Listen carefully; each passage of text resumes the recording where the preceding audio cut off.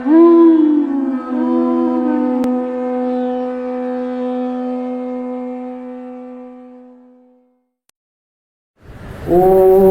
नमः भगवते वासुदेवाय।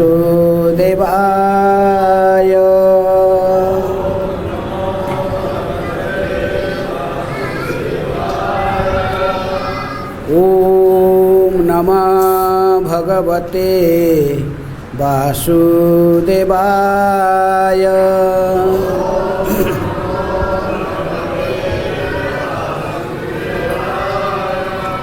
ओम नमः भगवते वासुदेवाय।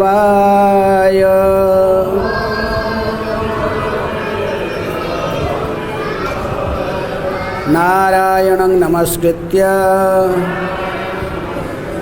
नरं चैव नरोत्तमं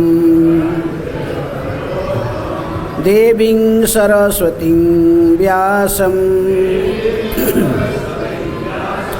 ततो जयमुदीरये। नष्टप्रायेषु अभद्रेषु नित्यं भागवत सेवया भगवते उत्तम श्लोके भक्तिर्भवति नैष्ठिकी। श्रीमद् भागवतम से पाठ, चतुर्थ स्कंध, अध्याय 30, प्रचेताओं के कार्यकलाप। आज इस अध्याय के 16 नंबर श्लोक। अपृथक धर्म शीलानां सर्वेषां वः सुमध्यमा अपृथक धर्म शीला इयं भूयात् पत्नी अर्पिताशया। अपृथक धर्मशीलानां सर्वेषां वः सुमध्यमा अपृथक धर्मशीलेयं भूयात् पत्न्यार्पिताशयः।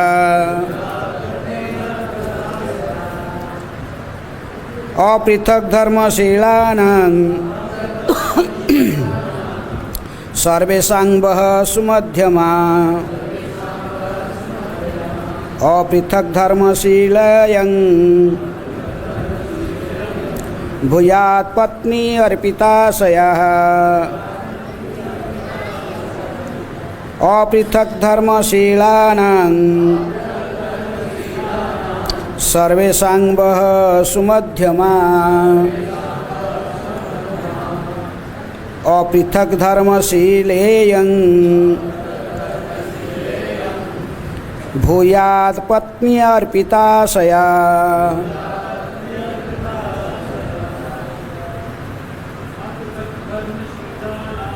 अपृथक धर्मशीलानां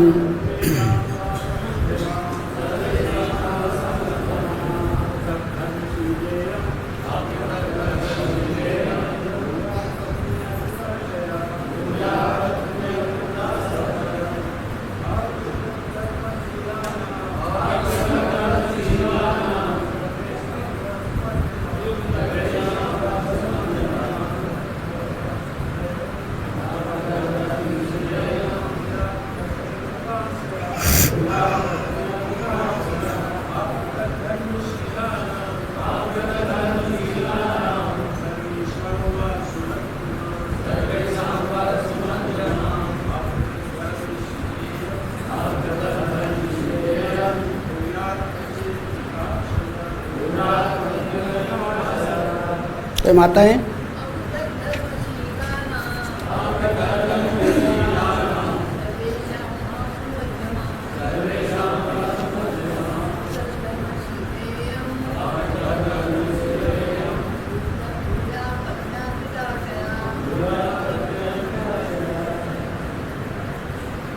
शब्दार्थ अपृथक किसी अंतर के बिना, धर्म व्यापार, शीलानाम जिसका चरित्र,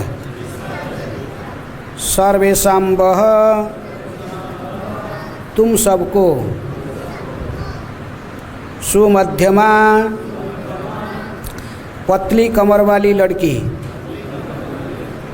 अपृथक समान, धर्म व्यापार, शीला अच्छे आचरण वाली, इयम यह, भूयात हो, पत्नी पत्नी, अर्पिताशया पूर्णतया समर्पित। अनुवाद तथा तात्पर्य कृष्ण कृपा स्मृति अभय चरणारविंद भक्ति वेदांत स्वामी श्रील प्रभुपाद जी के द्वारा। जगत गुरु श्रील प्रभुपाद की जय। अनुवाद इस प्रकार है। तुम सभी भाई भक्त तथा अपने पिता के आज्ञाकारी पुत्र होने के कारण समान स्वभाव वाले हो। यह लड़की भी उसी तरह की है और तुम सबके प्रति समर्पित है। अतः यह लड़की तथा तुम प्राचीन भविष्य के सारे पुत्र एक ही नियम से बंधे होकर समान पद पर स्थित हो। तात्पर्य, वैदिक नियमों के अनुसार कोई स्त्री एक से अधिक पति वाली नहीं हो सकती, किंतु पुरुष कोई पत्नियां वाला हो सकता है। किंतु विशेष उदाहरण में स्त्री के भी एक से अधिक पति हो सकते हैं। उदाहरणार्थ द्रौपदी का विवाह 5 पांडवों के साथ हुआ था।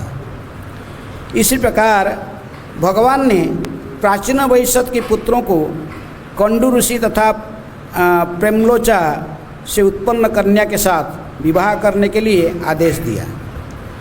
विशेष दशाओं में कन्या को एक से अधिक पुरुषों के साथ विवाह करने की अनुमति प्राप्त है, यदि वह सभी पतियों के साथ समान व्यवहार कर सके। सामान्य स्त्री के लिए ऐसा संभव नहीं है। विशेष योग्यता प्राप्त स्त्री को ही एक से अधिक पति करने की छूट है। इस कलिकाल में ऐसे संतुलन स्त्री खोज पाना कठिन है। कलिकाल में ऐसे संतुलित स्त्री खोज पाना कठिन है। शास्त्र के अनुसार कलौ पंचविवर्जयेत। इस युग में स्त्री अपने देवर के साथ ब्याह नहीं कर सकती, किंतु आज भी भारत के कुछ पहाड़ी भागों में यह प्रथा चालू है। भगवान का कथन है, अपृथक धर्मशीलेयं भूयात पत्नी अर्पिताशया। भगवान के आशीर्वाद से सब कुछ संभव है।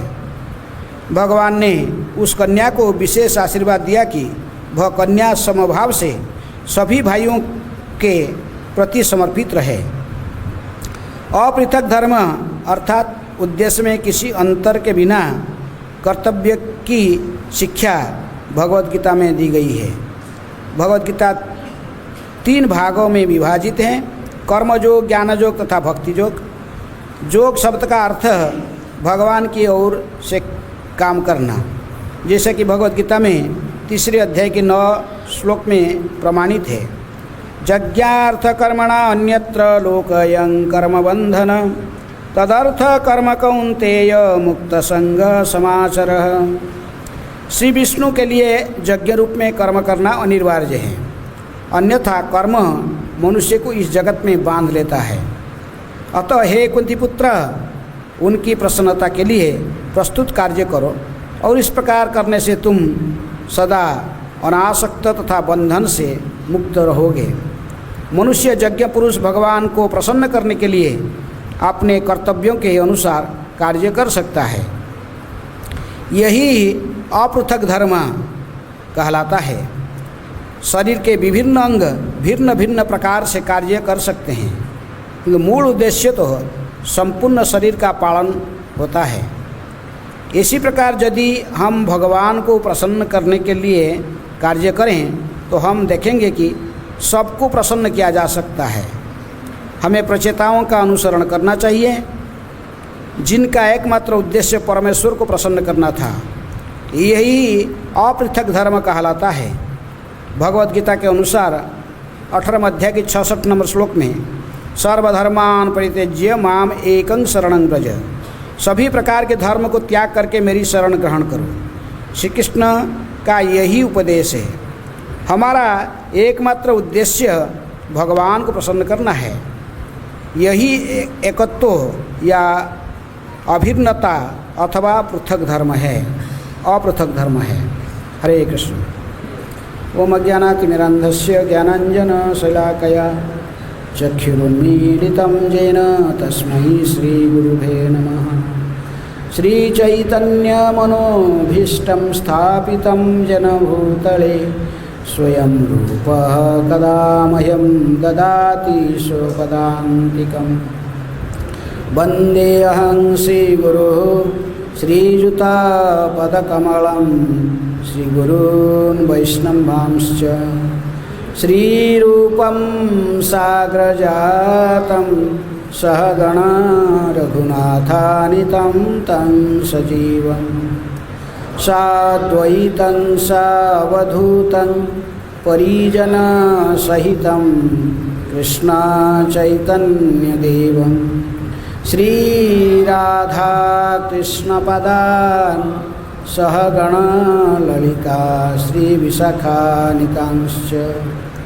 नमो विष्णुपादाय कृष्णप्रेष्ठाय भूतले श्रीमते भक्तिवेदान्त स्वामिनिति नामिने। नमस्ते सारस्वते देवे गौरवाणी प्रचारिणे निर्विशेषः शून्यवादी पाश्चात्यदेशतारिणे।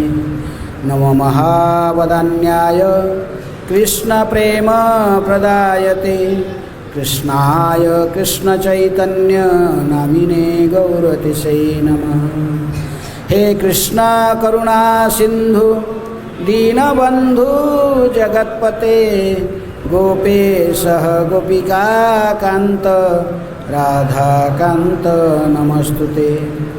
तप्त कांचन गौरांगी राधे वृंदावनेश्वरी वृषभानुसुते देवी प्रणमामि हरिप्रिये। वाञ्छाकल्पतरुभ्यश्च कृपासिन्धुभ्येव च पतितानां पावनेभ्यो वैष्णवेभ्यो नमो नमः। श्रीकृष्ण चैतन्य प्रभु नित्यानंद श्री अद्वैत गदाधर श्रीवासादि गौरभक्तवृंद। हरे कृष्णा कृष्णा कृष्णा हरे हरे, हरे राम राम राम हरे हरे। अपृथक धर्मशीलानां सर्वेषां च सुमध्यमा अपृथक धर्मशीलेयं भूयात् पत्नी अर्पिता सयाः। तुम सभी भाई भक्त तथा अपने पिता के आज्ञाकारी पुत्र होने के कारण समान स्वभाव वाले हो। यह लड़की भी उसी तरह की है और तुम सबके प्रति समर्पित है। अतः यह लड़की तथा तुम प्राचीन बहिष्यत के सारे पुत्र एक ही नियम से बंधे होकर समान पद पर स्थित हो। इस अध्याय में प्रचेताओं के कार्यकलाप के बारे में चर्चा की गई है। जैसे आप जानते हो कि प्रचेताओं किसके पुत्र हैं? महाराज प्राचीन बहिष्यत, जिनको नारद मुनि ने विशेष रूप में उपदेश देकर इनको संसार से छुड़ा, इनके संसार की आसक्ति को छुड़ा दिए थे। प्राचीन बहिष्यत तो ये प्रचेताओं को भेजे थे जंगल में तपस्या करने, और ये लोग तो आकर तपस्या करने लगे नारायण सरोवर के पास में जल में। लेकिन प्रचेताओं के पास में एक विशेष गुण था जिस कारण से इनको शंकर जी की भी कृपा प्राप्त हुआ और भगवान का भी स्वयं कृपा प्राप्त हुआ। हमको किसी गुरु को ढूंढने पड़ता है। गुरु कोई आया कि नहीं बोलता कि मैं तुमको दिखा दूंगा, मैं तुम्हारे से तुम्हारे गुरु बनना चाह रहा हूँ, ऐसा कोई गुरु बोलता है कि? लेकिन शंकर जी ने बिना बोले पहुँच गए किनके सामने? प्रचेताओं के सामने, क्योंकि प्रचेताओं बड़े योग्य थे। ये लोग आध्यात्मिक जीवन में प्रवेश करने के लिए योग्य थे। इसके कारण स्वयं भगवान ने इसी अध्याय पिछले श्लोक 8 नंबर श्लोक में कहा है, वरं वृणीध्वं भद्रं वो यूयं मे नृपनंदन सौहार्देन पृथक धर्म स्तुष्टोहं सौहृदेन वह। भगवान कहे कि हे प्रचेताओं, हे राजपुत्रों, मैं तुम लोगों के परस्पर मित्रतापूर्ण संबंध से अत्यधिक प्रसन्न हूँ। तुम सभी एक ही कार्य भक्ति में लगे हो। मैं तुम लोगों की मित्रता से इतना अधिक प्रसन्न हूँ कि मैं तुम्हारा कल्याण चाहता हूँ। अब तुम जो वर चाहे मांग सकते हो। भगवान तभी प्रसन्न होते हैं जब हम परस्पर में मिलजुल कर रहते हैं। भगवान प्रसन्न करने के लिए हम सभी जानना चाहिए कि हम एक ही पिता के संतान हैं। किसके जो भौतिक दृष्टि से कोई हमारा बाप तो बना हुआ है, ये शरीर जिससे प्राप्त हुआ, जिस बाप पिताजी माताजी से, लेकिन असली पिता कौन है? अहं द्विज प्रद पिता, गीता में भगवान कहते, मैं ही प्रत्येक जीवात्माओं की सृष्टि के कारण हूँ, मैं ही सभी के पिता हूँ। पिता धाता सब कुछ भगवान श्री कृष्ण के ही सभी के पिताजी हैं।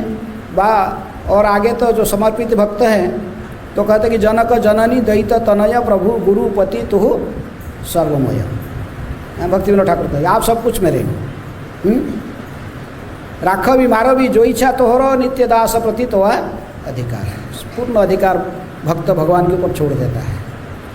लेकिन विशेष रूप में प्रचेताएँ भगवान की भक्ति कर रहे थे और परस्पर में मित्रता, एक ही उद्देश्य था, भगवान हरि को प्रसन्न करना। इन जीवन का एकमात्र उद्देश्य था भगवान की भक्ति करना। इसलिए परस्पर में मित्रता भाव से उस एक ही लक्ष्य को हासिल करने के लिए लगे हुए थे तपस्या में। इनकी स्वभाव ऐसे ही साधारणतः ऐसे ही होना असंभव है। भौतिक दुनिया में प्राय सभी ईर्ष्यालु होते हैं एक दूसरे से। पर सुखे दुखी, पर दुखे सुखी, ये स्वभाव है। दूसरे के दुख देखने से हम सुखी बनते हैं और दूसरे से सुख देखने से हम दुखी बन जाते हैं। ये भौतिक संसार के स्वभाव होते हुए भी, लेकिन ये प्रचेताओं के स्वभाव कुछ अलग था। ये लोगों ने संपूर्ण परस्पर में मित्रभाव रखे थे और भगवान को प्रसन्न करने के लिए शुद्ध भक्ति में शामिल होने के लिए ये लोग ने परस्पर में मित्रभाव रखे थे। इसलिए भगवान स्वयं कहे कि मैं तुम लोगों की मित्रता से इतना अधिक प्रसन्न हूँ कि मैं तुम्हारा कल्याण चाहता हूँ। इसलिए प्रभुपाद जी भी अंतिम दिनों में कहे थे, जब उन्होंने कहे कि प्रकृति में आप लोग इस्कन के जो भक्त हो, मेरे प्रति आपकी कितनी प्रेम है उसकी प्रमाण किए होगा जो मैं इस नित्य लीला में प्रवेश करने के बाद आप परस्पर में मिलजुल कर इस संस्था को आगे बढ़ाने में तत्पर रहोगे। कितनी परस्पर में मिलजुल कर संस्था को आगे बढ़ाने में, प्रचार को आगे बढ़ाने में मित्रतापूर्ण स्थिति में रहकर प्रचार करेंगे, उसी से प्रमाणित होगा आप मुझे प्रेम करते हो। क्योंकि प्रभुपाद जी जाने के बाद इसको में कितने गुरु आचार्य जो अलग अलग आ गए, सभी के शिष्य अलग अलग है। कभी कभी ये ग्रुपिज्म में आ जाता है, मैं हमारा गुरु वो है, उसका गुरु वो है, उसका गुरु ऐसा होते होते फिर ग्रुपिज्म बनता है। इसलिए अभी जीवीसियों को भी बड़ा समस्या है इसलिए उन्होंने कहा कि ऐसे वो नहीं, केंद्र में किसको रखो? प्रभुपाद जी को ही केंद्र में रखो। प्रभुपाद जी विशेष इस्कन के प्रतिष्ठाता आचार्य होने के नाते हैं, उनके विशेष स्थिति है। जैसे ही अब श्री संप्रदाय के आचार्य कौन है? रामानुजाचार्य। उस संप्रदाय में कितने आचार्य आए गए, लेकिन फिर भी श्री संप्रदाय के जो रामानुजाचार्य की स्थिति विशेष है। इसी प्रकार सभी संप्रदाय में, माधव संप्रदाय में माधवाचार्य की विशेष स्थिति है। इसलिए प्रभुपाद इस्कन की प्रतिष्ठाता आचार्य होने के नाते उनकी स्थिति भी विशेष है। इसलिए हम सभी इस्कन में किसके लिए आए हैं? किस लिए आए? भगवान की भक्ति करने के लिए। प्रचेताओं में वही उद्देश्य में घर त्यागे थे, भक्ति करने के लिए, भगवान के चरण भगवान को प्रसन्न करने के लिए। इसलिए वो लोग ने सब प्रत्येक भाई के बीच में कोई मत पार्थक्य नहीं था, सब मिलजुल के चल रहे थे। मैत्र भावना को देखकर, उनमें परस्पर में मित्रता को देखकर, अहिंसा की भावना को देखकर स्वयं भगवान शंकर प्रसन्न होकर उनके गुरु बन गए, आके इनको सिखाए भगवान कैसा भक्ति करना है। बोले कि आप लोग बड़े, मैं वो भी यही बात कहे, मैं बड़ा प्रसन्न हूँ आप भाइयों के प्रति, क्यों आप लोग योग्य व्यक्ति हो जो कि भगवान की भक्ति करने के लिए, क्योंकि आप परस्पर में कोई ईर्षा भावना नहीं है। अनसूय वे, गीता में कहते कि भगवद गीता को वही सुनने के लिए योग्य है यदि वो अनसूय वे है, अर्थात ईर्षा से मुक्त है। तो इसलिए ये अच्छा गुण था कि ये प्रचेताओं की परस्पर भाई एक ही उद्देश्य में घर त्यागे थे, पिताजी के आदेश लेकर घर से आए थे भगवान की शुद्ध भक्ति करने के लिए, परस्पर में मिलजुल कर रहते थे, दूसरे के प्रति कोई हिंसा भाव नहीं रखता था, ईर्षा से रहित थे।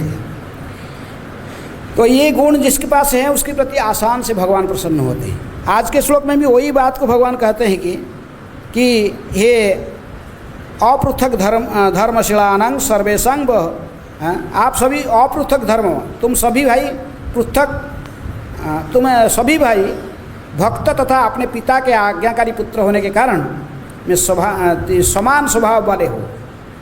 इनके स्वभाव एक ही जैसे था। भगवान ने इनकी मनोभाव को जानते, भगवान सभी के मनोभाव को जानते हैं, किसके मन में क्या चल रहा है। जानते कि ये राजकुमार है, ये क्षत्रिय है, क्षत्रिय राजा, भविष्य में ये राजा बनने वाला पूरा विश्व को, क्योंकि इनके पिताजी तो चले गए। पिताजी कहाँ गए? नारद जी से शिक्षा प्राप्त करके घर बार छोड़ के चले गए जंगल में वानप्रस्थ लेकर हैं। लेकिन अभी तक ये तपस्या में ही है, मंत्रियों संभाल रहे राज्य, जब तक ये प्रचेता फिर जाएंगे अपने राज्य में वापस जाएंगे, फिर राजपद को संभालेंगे। इसलिए कोई क्षत्रिय व्यक्ति ऐसे अनमेरिड नहीं रहता है। कोई क्षत्रिय व्यक्ति को, कोई राजा ऐसे बैचलर राजा कोई देखा है इतिहास में? बिना शादीशुदा कोई राजा नहीं। राजा की रानी होता है, शादी करना पड़ता है उसको, वो गृहस्थ बनना पड़ेगा। क्षत्रियों के स्वभाव है। क्षत्रियों को इसलिए कभी कभी एक पत्नी से भी अधिक पत्नी स्वीकार करने के लिए इनको अनुमति दी जाती है। जैसे प्रभुपाद जी लिखे हैं, क्षत्रिय और राजा कभी कभी, महाराज चित्रकेतु के कितने रानी थे? हैं 1 करोड़, ऐसे वर्णन है। भगवान श्री कृष्ण स्वयं एक, वो तो स्वयं भगवान है लेकिन फिर भी द्वारकाधीश के रूप में हैं, कितने रानी?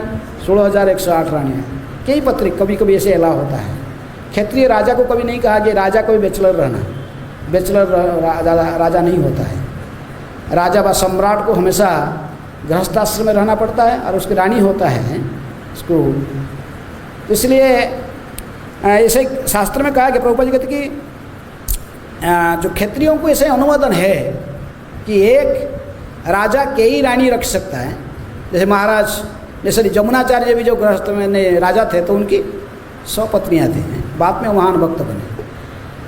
लेकिन ऐसा बहुत विरले उदाहरण है कि एक पत्नी हो और उसके बहुत पति हो, हस्बैंड है। ऐसा साधारणतः वैदिक नीति के अनुसार ऐसे सहमत नहीं है, अनुमति नहीं दी जाती है। लेकिन फिर भी विशेष स्थिति में द्रौपदी जी कहते इसे अनुमोदन है। जैसे द्रौपदी के 5 पति थे। यदि वो स्त्री ऐसा ही योग्या होती है कि अपने भिन्न अलग अलग पति होने प्रति फिर भी किसी के प्रति पक्षपात न करते, समदर्शी होती है। द्रौपदी अपने 5 पतियों को ठीक रूप से, सुचारू रूप से उनके प्रति व्यवहार करती थी, हैं, पक्षपात नहीं करती थी किससे। इसीलिए तो द्वारका रानियाँ भी कुरुक्षेत्र में जब आए हैं, मिले सब कृष्ण बलराम और सारे द्वारका की जितनी कृष्ण की रानियाँ आए थे वो सब उपदेश ले रहे थे। किससे?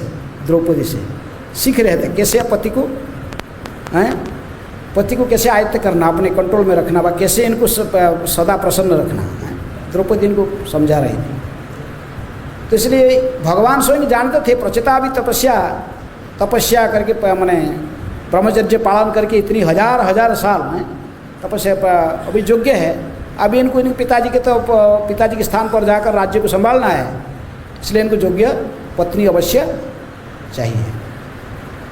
इसलिए किसको शादी करेंगे? तो भगवान स्वयं आकर इनको दे रहे, किससे शादी करना? वो लड़की को लेकर भगवान स्वयं आए, नहीं दे रहे, इसी लड़की को शादी करो। हैं ये जो कहे कि ये जो है प्राचीन भविष्य के पुत्रों कि एक कंडू ऋषि तथा प्रेमलोचा से उत्पन्न कन्या, ये दोनों के संयोग से है। प्रेमलोचा वो स्वर्ग की अप्सरा थी, हैं बहुत सुंदरी थी, लेकिन उसकी सौंदर्य से प्रभावित होकर ये जो ऋषि कंडू ऋषि विशेष आसक्त हुए उसके प्रति। दोनों से संयोग से एक कन्या प्राप्त हुई, लेकिन एक कन्या को छोड़ के चले भाग गई। कौन? ऋषि भी तो आसक्त नहीं, छोड़े चले गए। ऋषि कैसे होता है? उनको कुछ बाई चांस यदि कभी स्त्रियों से संयोग हो जाता है, उनको कोई आसक्त नहीं रहता, वो तो चले गए बस।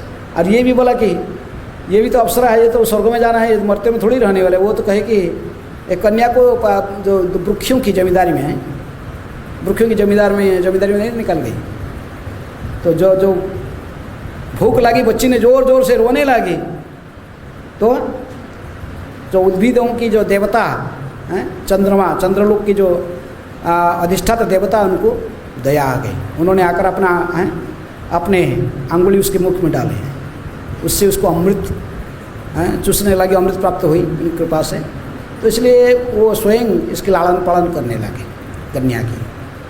सो कन्या दैवी गुण संपन्ना थी। भगवान स्वयं कह रहे कि ये कन्या बहुत अच्छी क्वालिटी की है, उसका गुण अच्छा है। शास्त्र में कहते कि स्त्रियां ऐसे ही कम से कम 20 अलग अलग क्वालिटी के होते हैं। एक ही क्वालिटी के सभी स्त्री ऐसे जैसे नहीं, एक ही जैसे नहीं होते हैं। सभी स्त्री को एक ही कैटेगरी में कह कि निंदा नहीं किया जा सकता। सब स्त्रियां अलग अलग कैटेगरी के होते हैं।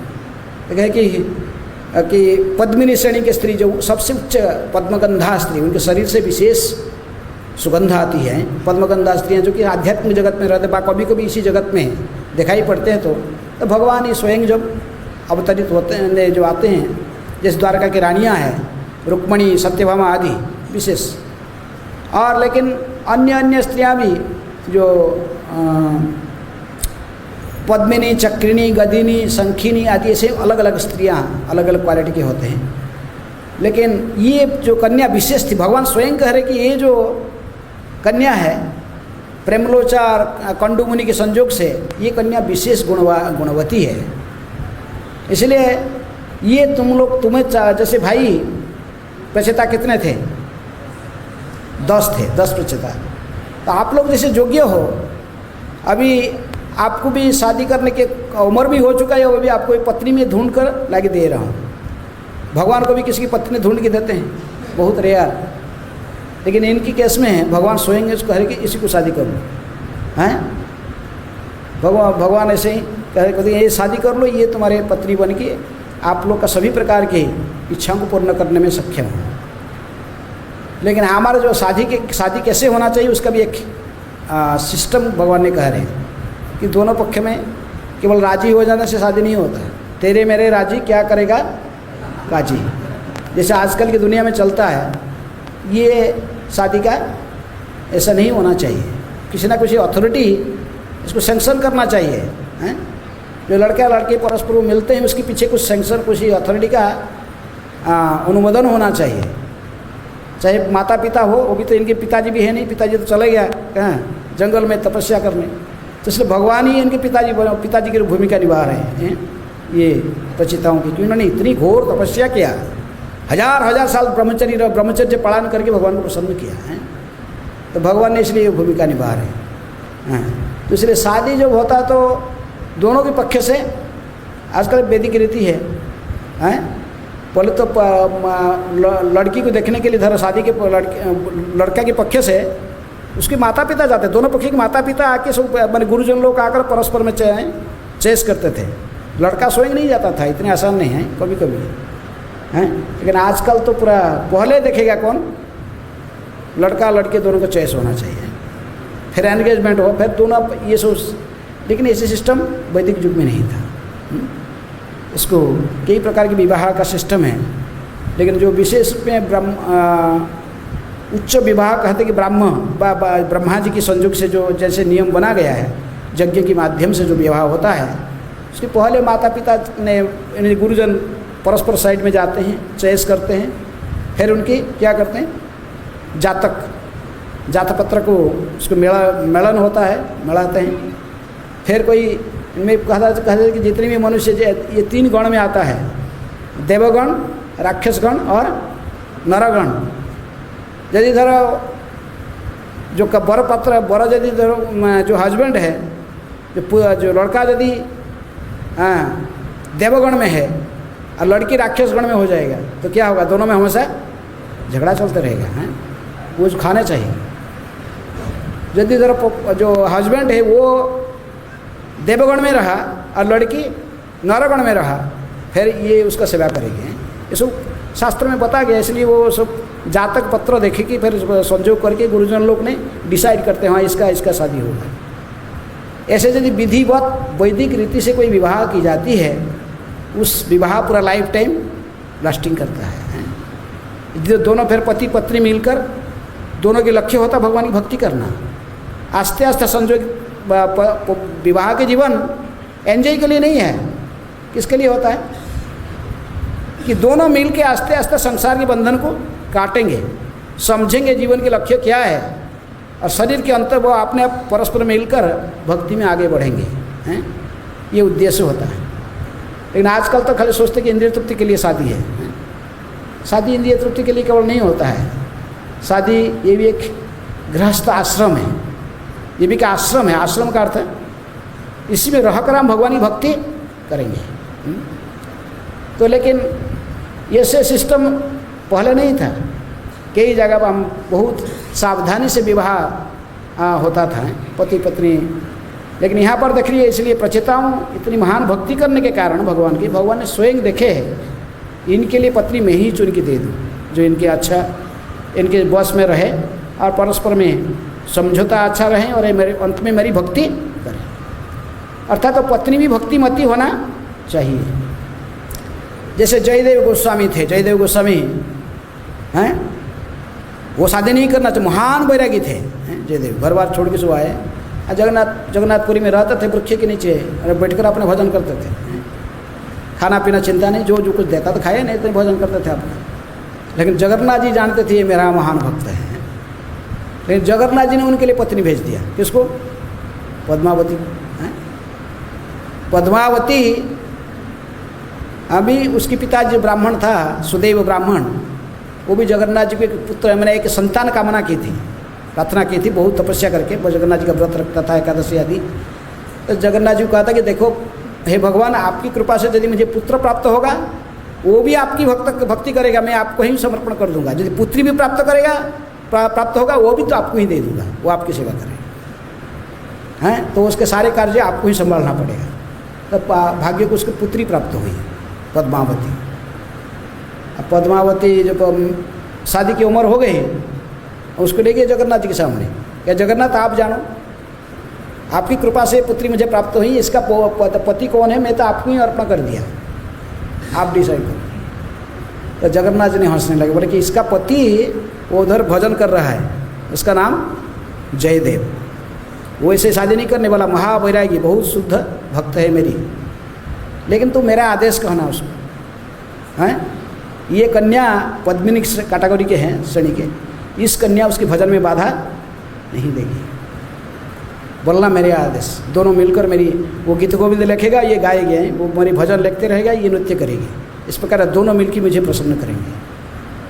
तो फिर जगन्नाथ चुन के दे दिए पत्नी किसको, हाँ, जयदेव गोस्वामी। हाँ, तो गया फिर वो, लेकिन जयदेव तो भाग रहे थे नहीं, असंभव मेरे लिए है शादी करना। लेकिन बोले ये जगन्नाथ जी का आदेश है, तो वो सुने आदेश प्रदेश कुछ नहीं, तो लेकिन कन्या तो पूरा पैर पकड़ी गिर गई रास्ता में, तो तब चरण पकड़ ली।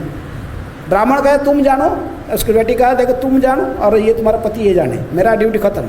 जगन्नाथ बोले यही तुम्हारा पति, मैं जा रहा हूँ। तो भागी वो, और ये बेचारे क्या करके रोने लगे, पर चरण पकड़ के, और रोने लगे। तो बोला अरे क्या करिए, तो पब्लिक में हंसा मैंने ये वो रो रही। बोले चलो अभी छोड़ो, दिन भर चुपचाप रहें, शाम को रात में भाग जाऊँ मैं।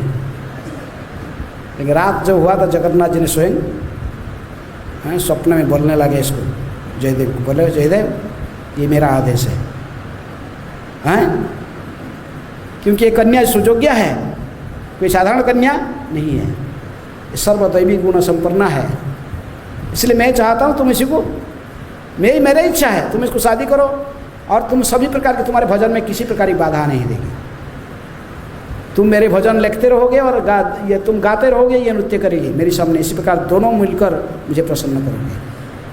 कभी कभी ऐसे बहुत रेयर केस, ऐसा नहीं हमेशा ऐसे होता है। महाराज प्रियव्रत के केस कहा गया, प्रियव्रत, महाराज प्रियव्रत जो कि महाराज उत्तनपाद के पुत्र थे, प्रियव्रत और महाराज स्वयंभू मनु के पुत्र थे, उत्तनपाद और प्रियव्रत। तो प्रियव्रत महाराज में से नारद मुनि के शिष्य थे, वो शादी वादी नहीं करना चाहते, ब्रह्मचर्य, नैष्ठिक ब्रह्मचर्य थे।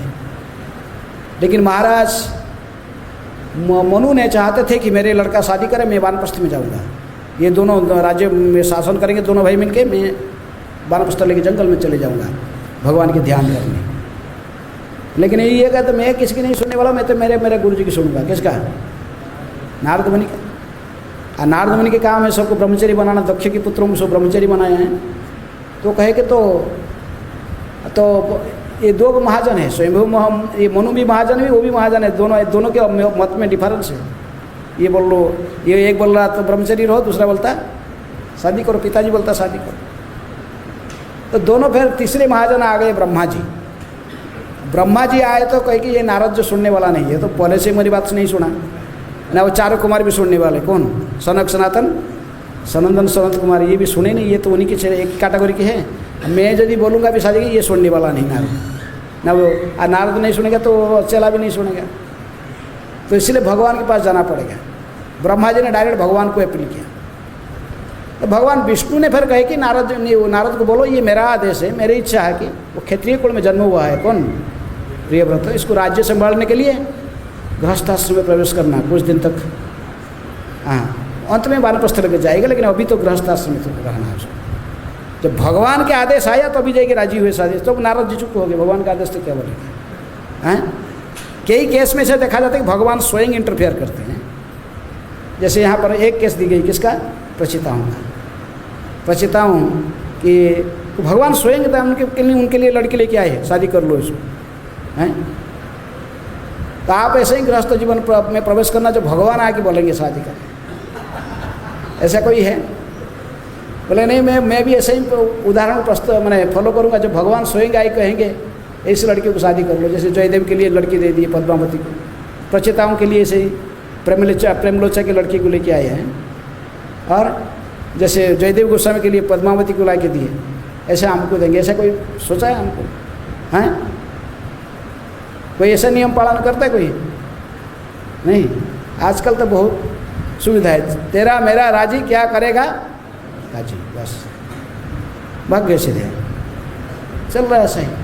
लेकिन भगवान ने, प्रभुपाद जी कहते कि ऐसे योग्या पत्नी बहुत कम है, जो कि एक साथ में कोई 4-5 को भी शादी कर लेने से पर भी उनका मति में कोई, भक्ति में कोई कमी नहीं होता। जैसे द्रौपदी का एक उदाहरण दिए हैं, प्रभुपाद जी दे रहे हैं। द्रौपदी से की थी।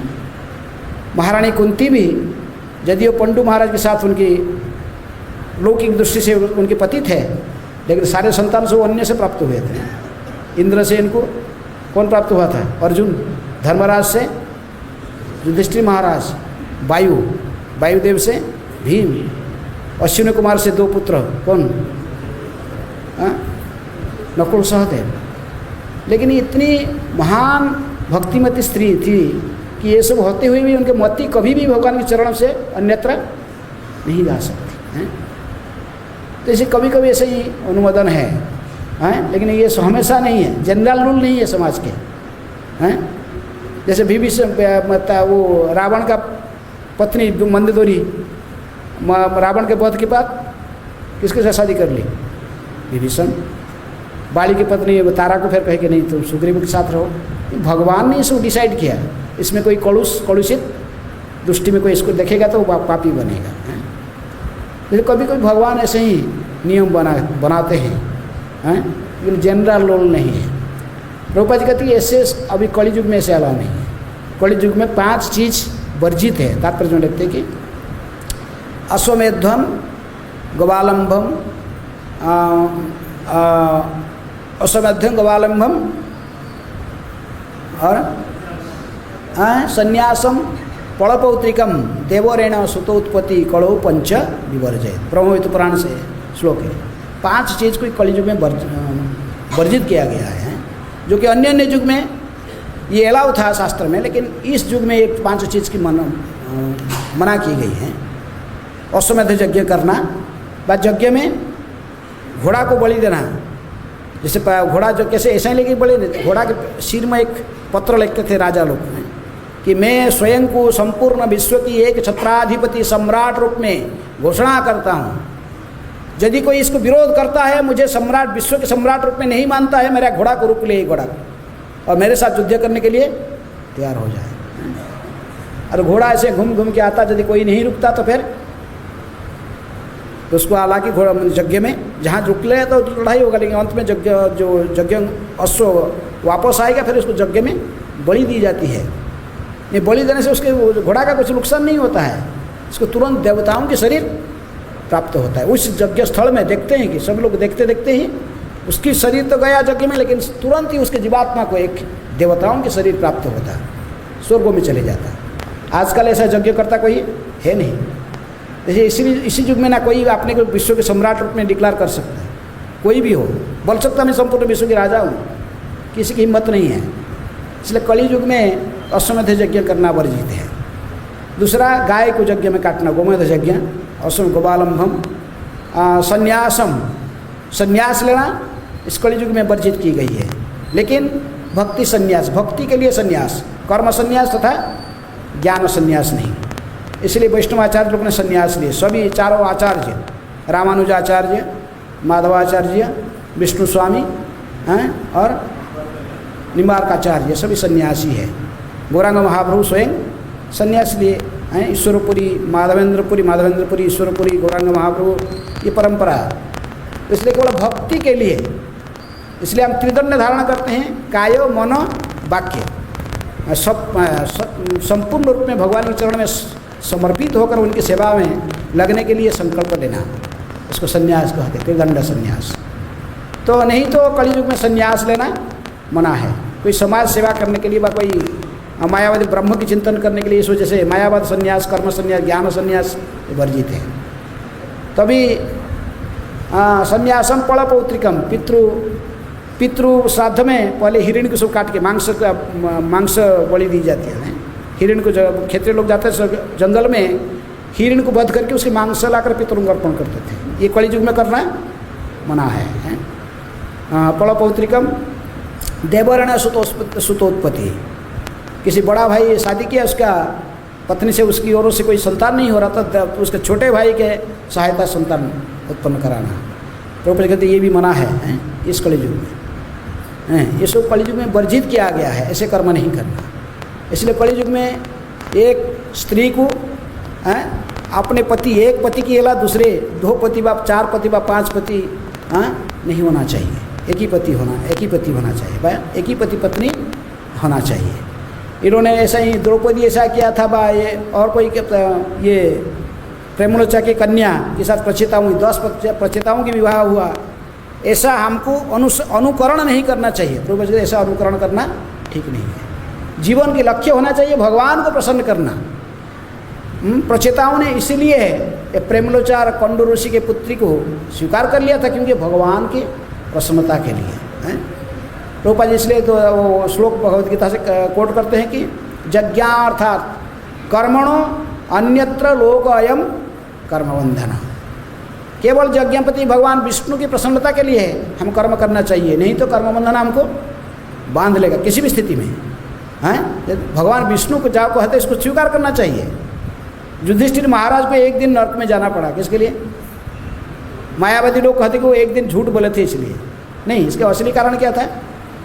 एक बार उन्होंने थोड़ा हिचकिचाया भगवान के आदेश को पालन करने के लिए। भगवान ने कहे कि ये बोलना, ये द्रोणाचार्य अभी आ रहा है तुम पूछने के लिए कि भीम ने डिक्लेयर कर दिया, मैं किसको मार डाला, किसको, अस्वस्थमा इति, अस्वस्थमा हत इति नरवा गुंजर है। वो युधिष्ठिर महाराज कहे बात में, लेकिन पहले तो बोले कि यार ये कैसे, मैं पूरा जिंदगी को भी झूठ नहीं बोला, सभी लोग जानते मैं धर्मराज हूँ और मैं कैसे बोलूँ पूरा झूठ है। उसका बेटा बचा हुआ है कौन, अस्वस्थमा, मैं कैसे कहूँ अस्वस्थमा का मृत्यु हो गया है, बोलना पड़ेगा, नहीं तो अस्त्र त्यागेगा नहीं, अस्त्र नहीं त्यागने से उसको कोई युद्ध से पीछे नहीं हटा सकता। परशुराम की वरदान है द्रोणाचार्य, तो उनको युद्ध क्षेत्र में कोई परास्त नहीं कर सकता। तो जब वो अस्त्र नहीं छोड़ेंगे तो फिर कैसे तो वे मरेंगे नहीं। भगवान इसलिए क्योंकि अधर्म के पक्ष में खड़े हैं।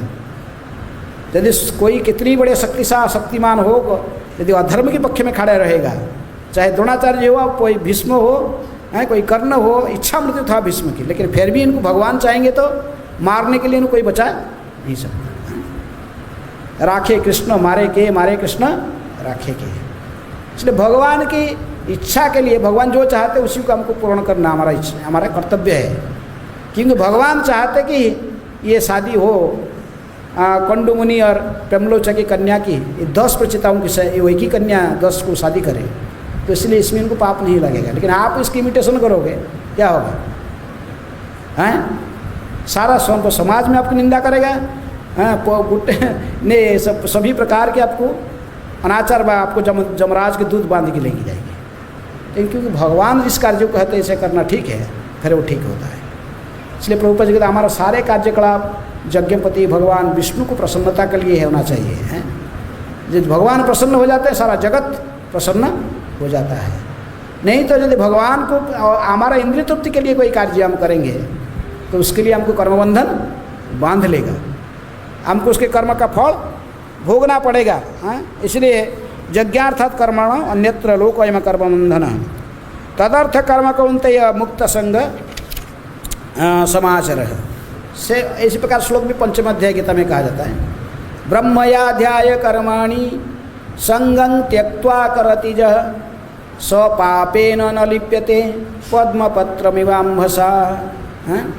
वहाँ भी भगवान कहते कि पंचम अध्याय में गीता कहते कि कोई माने भगवान विष्णु को प्रसन्न करने के लिए, ब्रह्म को प्रसन्न करने के लिए जिसका लक्ष्य है, इसकी लक्ष्य केवल भगवान को प्रसन्न करना है, ध्याय कर भगवान को प्रसन्न के लिए कर्म करता है, लेकिन फल में आशा नहीं है उसको, अनासक्त होकर फल में आशा रहित होकर केवल भगवान को प्रसन्न करने के लिए कर्म करने वाला व्यक्ति कभी पाप उसको स्पर्श नहीं करता है। जैसे कमल पता में जल टपकने, वो वहाँ नहीं रह सकता, नीचे गिर जाता है। कितनी बड़े पापी कर्म है, लौकिक दृष्टि से दिखाई पड़ता कि पाप कर्म करता है, लेकिन फिर भी यदि भगवान की प्रसन्नता के लिए करता है तो उसको पाप नहीं लगेगा। अर्जुन भगवान के लिए सब कुछ करता था, इसलिए भगवान ने कहते कि अर्जुन को कहे कि मत चीत सर्वदुर्गाणी मत प्रसादा तरिष्यसि अथ चेत्तो अहंकारान्न स्वस्यसि विरंख्यसि। अर्जुन लास्ट में कहे ना, गीता सुना बताने के बाद कहे कि अर्जुन बता दिया मैं सब कुछ तुझे, अभी तुम्हारी इच्छा, इंडिपेंडेंस थोड़ा सा है जीवात्मा को दिया गया, तुम सोच लो क्या करना नहीं है। यदि मेरी बात सुनोगे, मेरी चरण में मति रखकर कर्म करोगे, मच्चित सर्व दुर्गाणी, समस्त विपदों से तुम मुक्त हो जाओगे, समस्त पापों से मुक्त हो जाओ। अहंकार की वशवर्ती होकर तुम मुझे नहीं सुनोगे, तुम्हारे सर्वनाश हुआ, तुम ध्वंस हो जाओगे। उन्होंने कह दिया लास्ट, मच्चित सर्व दुर्गाणी मत प्रसादात करिष्यसि अथ चेत्तो अहंकारान्न स्वस्यसि विनक्ष्यसि, विनाश हो जाएगा। इसलिए प्रत्येक जीवात्मा की कर्तव्य है केवल भगवान को प्रसन्न करना, हमारा केवल कर्तव्य इसीलिए है मनुष्य जीवन है। मानव जन्म लभिया राधा कृष्ण ना भजिया जानिया सुनिया विष खाइनु हरि हरि विफले जन्म गुआइन। मनुष्य जीवन का लक्ष्य है राधा कृष्ण की भजन करना, उनको प्रसन्न करना, और उन्हीं की प्रसन्नता से ही हमारी कल्याण होगा। जिस कर्म के माध्यम से भगवान प्रसन्न नहीं होते हैं, ऐसा कर्म करना हमारा कर्तव्य नहीं है, हैं?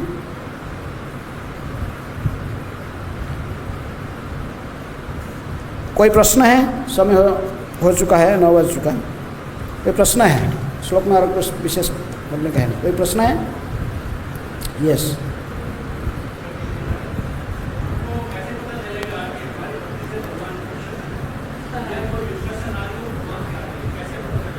आप जब भोजन करते हो आपको पता चलता है कि नहीं पेट भरा हुआ कि नहीं? खाने पता चलता है ना। आपको पता है मेरे ऑपोजिट सेक्स में कितने आकर्षण है, संसार को भोगने की इच्छा कितनी मेरे मन में है। ऐसे पता लगता है कि आपके प्रति भगवान प्रसन्न है कि नहीं। जब भगवान आपके प्रसन्न होते हैं भोग इच्छा नष्ट हो जाती है। इंद्रिय तृप्ति की भावनाएं आस्ते आस्ते जो भक्ति में आगे बढ़ते हैं 4 लक्षण उनसे डाउन होता। आहार, निद्रा, भय, मैथुन। गोस्वामी लोगों ने कृत्रिम रूप में आहार को नहीं कमाते थे। भगवान भक्ति में इतने तल्लीन रहते थे आहार अपने आप घट जाता था। आहार, निद्रा, विहार आकादि विजित हो। भक्ति में आगे बढ़ने से ये घट जाते अपने आप। खाना, सोना, गोस्वामी लोग 2 घंटे सोते थे। खाना भी कम जाएगा, सोना भी कम जाएगा। आहार, भय से मुक्त हो जाता है व्यक्ति। प्रभुपाद जी निर्भीक थे। किसको डरते थे थोड़ी।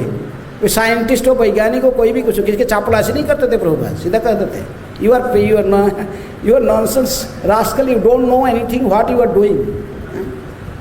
हमारे पास में ये नहीं, हम इतनी उन्नत नहीं, हम निर्भीक नहीं हो सकते। ये जो लक्षण है आहार, निद्रा, भय, मैथुन। मैथुन की इच्छा समाप्त हो जाते हैं। प्रभुपाद जी कहीं भी जाते थे, एक बार मॉर्निंग वॉक में हवा में जाते थे समुद्र किनारे। अब प्रभुपाद जी कहीं जाते लोग को पहचाना नहीं, अनजान लोग भी प्रणाम करते थे प्रभुपाद जी को, सम्मान करते थे। प्रभुपाद जी पूछे अपने शिष्य को, कई लोग मुझे क्यों प्रणाम करते? तो मुझे कोई पहचान नहीं है, कोई लोग सब बाहर के लोग हैं, ये क्यों मुझे प्रणाम करते, मुझे सम्मान क्यों करते? हिप्पी लोग भी मुझे क्यों सम्मान करते? क्या कारण क्या? कई लोग कई प्रकार की कथा बोला, लेकिन प्रभुपाद जी संतोष नहीं है। लेकिन simple reason, I have no sex desire and all of you have sex desire in certain degree. सीधा प्रभुपाद जी ने कहा।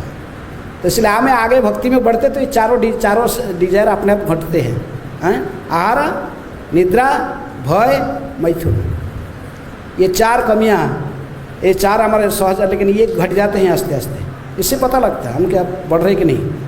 मुझे इंद्रिय तृप्ति की वस्तु देखने से मैं कितनी उसके प्रति आकर्षित होता हूँ। तो ये सब लक्षण है, वो खुद समझ सकता खुद। कभी कभी लोग बहुत पूछते मैं भक्ति में आगे बढ़ रहा हूँ नहीं महाराज। मैं तो बढ़ रहा है कि नहीं तुझे ही पता है, हमको क्या पता है। खाता है तो तुम्हारी पेट भरता है कि ना, तुमको पता है ना। और कोई प्रश्न है?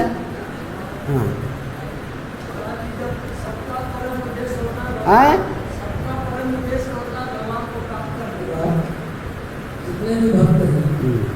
तो भगवान ये 4 संप्रदाय क्यों बनाए हैं? 4 आचार क्यों नहीं? सभी लोग गोलोक नहीं जाएंगे, कुछ लोग को वैकुंठ भी जाना है।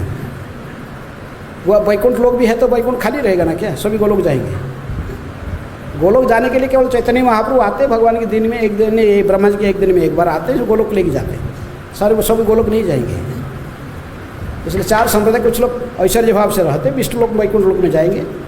कुछ लोग शांत रस में, दास्य रस में ही सेटिस्फाइड रहते हैं, उनको वैकुंठ में जाएंगे। इसी कैटेगरी के लोग बहुत हैं। और वो जो भगवान को वात्सल्य और माधुर्य साक्ष्य रस में भक्ति करने वाले बहुत सीमित हैं। वो केवल गौरांग महाप्रभु आके देते, दूसरा नहीं देता। यही बात सब संप्रदाय को बोलते हैं कि हमारा संप्रदाय श्रेष्ठ है। तो ऐसे कैसे माना जाए कि कौन श्रेष्ठ है? नहीं, अपने संप्रदाय उनकी दृष्टि से श्रेष्ठ है। जैसे हनुमान जी की भक्ति उनके लिए श्रेष्ठ है, उनके लिए वो राम जी श्रेष्ठ है। आप हनुमान को कहोगे कि कृष्ण की भक्ति करो, करने वाले हैं? नहीं करेंगे। वो कृष्ण को बोलेगा तू राम बन के बैठो, तब भी मैं प्रणाम करूंगा। कृष्ण बोले नहीं।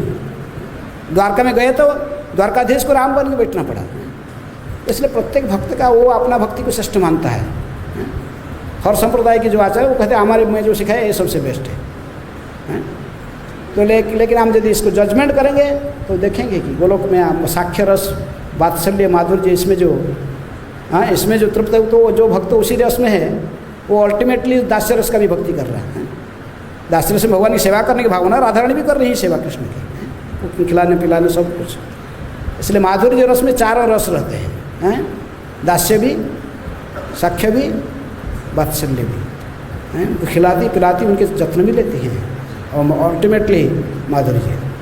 इसलिए भक्ति रसा में सिंधु में रूप सबने समझाया है इसको कि सबसे उन्नत उज्ज्वल रस श्रेष्ठ रस ही माधुर्य रस।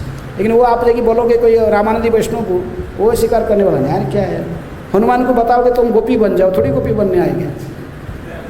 इसलिए जो भक्त जिस रस में वो इसी रस में है। नित्य सिद्ध कृष्ण प्रेम साध्य कबू न है, श्रवण आदि शुद्ध चिते करे उदय। जो जिस स्थिति में वो केवल भक्ति करने से, भगवान के भजन करने से अपने आप एक भाव उसके उद्रेक होता है, भगवान किस रस में सेवा करना है। सबके पास में एक ही जैसे नहीं होता है। तो हमारे पास में जैसे इच्छा होता है, भगवान ऐसी इच्छा के आधार पर से वो लोग को बनाया। कोई शांत रस में, दास्य रस में भक्ति, उसको वैकुंठ में जाएंगे। जिसको आगे और बढ़कर साख्य, वात्सल्य, माधुर्य, इनको वो लोग जाएंगे। ये एक भगवान नारायण व भगवान, ये इनके पास में संभव नहीं है। केवल कृष्ण ही है स्वरूप समाप्त हैं। कृष्ण को आलिंगन कर सकते, विष्णु को नारायण को आलिंगन नहीं कर सकते। आप देखिए हैं, हनुमान जी को भी रेगुलर फीचर नहीं। हनुमान कभी कभी बहुत खुशी होने भगवान को भी ऐसा, लेकिन फिर भी वो डर के रहते हैं, पैर लग जाएगा भगवान के शरीर में है। कृष्ण के सखा ऐसे नहीं होते हैं। सखा भावे ने साख्य भावे सखा करे स्कंधे आरोहण, तुम्ही कोनो बड़ो लोको तुम्ही आमी संग। ये भावना केवल गोलोक में, यहाँ नहीं। जसोदा बांध से कान पकड़े थप्पड़ लगा सकती हैं, गोपियाँ को गाली दे सकती हैं कृष्ण को। हाँ, ये सब भावना जो भक्तों की भावना जैसे हैं, भगवान ऐसे ही उनके लिए लोग भी बना के रखेंगे। कहाँ जाएंगे, कहाँ रहेंगे, मेरे साथ कैसे संपर्क रखेंगे। जो यथावान प्रपद्यन्ते तम तथैव भजाम्यहम्। और कोई प्रश्न है? ग्रंथराज श्रीमद्भागवतम की जय, श्रील प्रभुपाद की जय। हरे कृष्ण।